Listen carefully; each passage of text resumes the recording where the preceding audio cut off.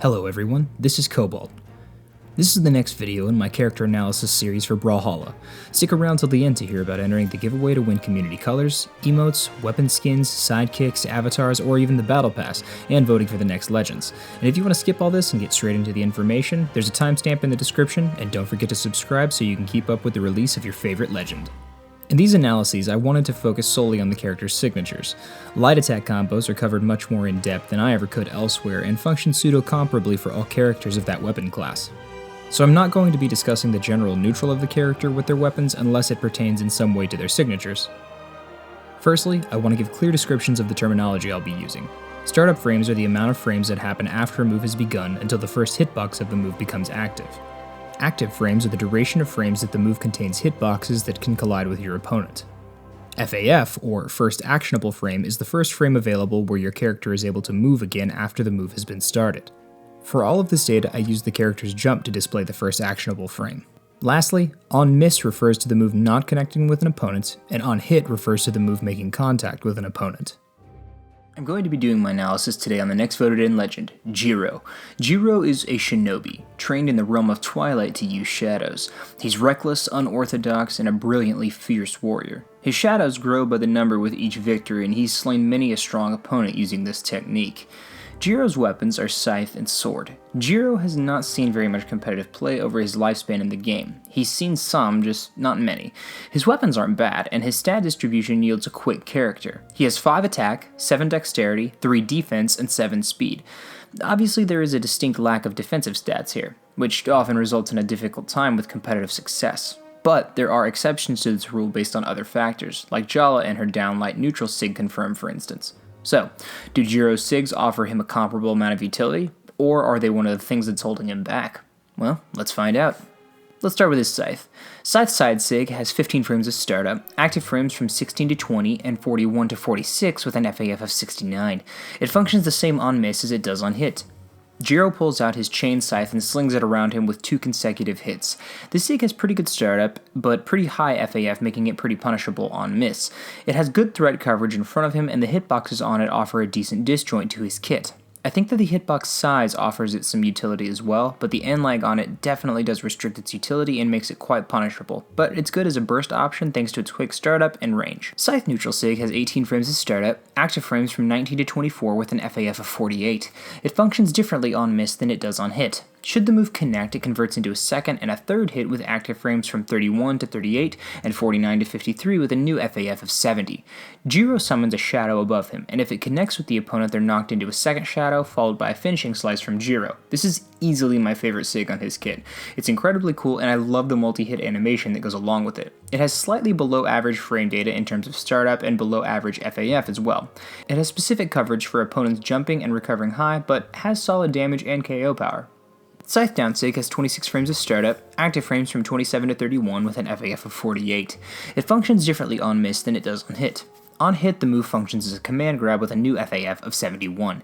Jiro jumps upward, swinging his chain scythe around him for a moment before slinging it forward at his opponent. It connects with grounded opponents a good distance away from him, and if the initial hit connects, Jiro teleports forward and knocks them forward with his scythe. This SIG has about the frame data I expected in terms of startup for a SIG that involves movement prior to the active frames, and a pretty solid FAF. It has pretty specific spacing, but it's useful at a distance thanks to its large reach. Next up is his Sword. Sword's side SIG has 19 frames of startup, active frames from 20 to 24, 28 to 32, and 45 to 49 with an FAF of 69. It functions the same on miss as it does on hit. Jiro swings his sword in front of him with 3 distinct swings. It has average startup and higher than average FAF. It's got decent active frames and can punish opponents in front of him pretty well, but due to its high FAF, if you miss it, you'll likely be in for a punish option. This SIG is just okay. It's good at catching opponents trying to dodge through it though thanks to its lengthy duration. Sword neutral SIG has 15 frames of startup, active frames from 16 to 20 and 34 to 55 with an FAF of 72. It functions differently on miss than it does on hit. On hit, the move converts into a second hit with active frames from 72 to 77 and a new FAF of 90. Jiro jumps upward with active hitboxes on his ascent. Once he reaches the apex of his jump, he swings his dual swords around him for a few frames. If the move connects, there's a finishing hit after the sword swings. It has pretty fast startup and can catch grounded opponents and lingers for quite a while, so there's a distinct possibility that your opponent could be caught in the move trying to punish it.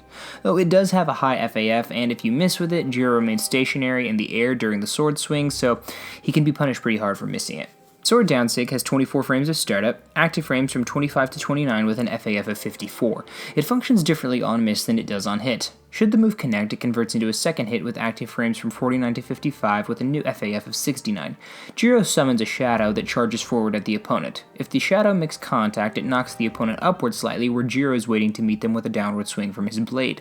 The sig has higher than average startup and slightly below average FAF. It's okay, I think. It's similar in terms of threat coverage to his sword side sig, though this creates a larger disjoint since the shadow travels forward, though Jiro does remain stationary during this sig throughout its duration, unless it makes contact.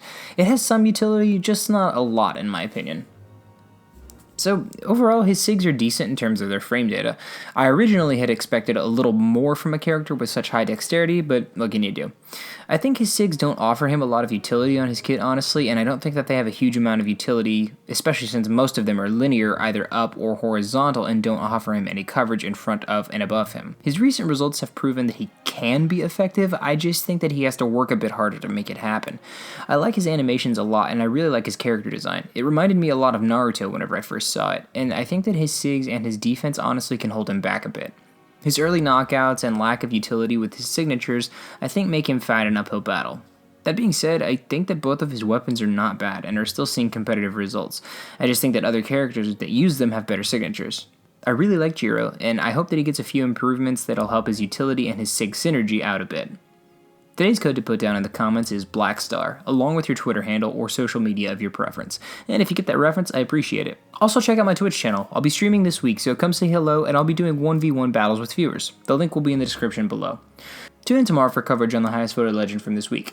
Comment to vote on next week's 5 legends. I'll be continuing this once a day, Monday through Friday, over the next 10 weeks until all 50 legends are covered. So, thanks for joining me on this ride. Don't forget to subscribe so you don't miss the release of your favorite legend, and hope to see you back for the next one. Once again, I'm Cobalt, and thanks for watching.